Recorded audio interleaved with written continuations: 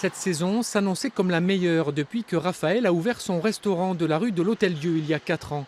Et puis le 14 mars au soir, tout s'est arrêté. Fermeture de tous les cafés et restaurants avant le confinement général 3 jours plus tard. Depuis, le chef a perdu 80% de son chiffre d'affaires et mis au chômage partiel ses salariés. Pour lui, l'État a depuis le début de la pandémie pris des décisions sans cohérence. Logiquement, l'état d'urgence aurait dû être déclaré en premier.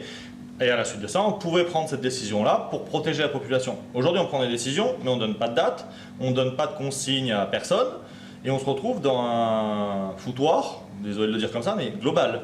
Aujourd'hui, moi, je ne sais pas quand je peux ouvrir, je ne sais pas comment, je n'ai même pas de protocole sanitaire. Comme Raphaël, une quarantaine de restaurateurs et de cafetiers a décidé de remettre en cause les décisions du gouvernement devant le Conseil d'État. 3 textes sont particulièrement visés par les avocats qui mènent la bataille auprès d'eux.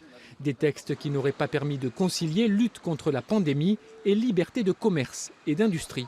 On a d'abord l'arrêté du 14 mars qui leur a demandé donc à minuit le samedi soir de fermer leur restaurant tout en prévoyant finalement le lendemain d'aller voter aux élections municipales. On a le décret du 23 mars 2020 qui a pérennisé cette situation, qui les a maintenus fermés.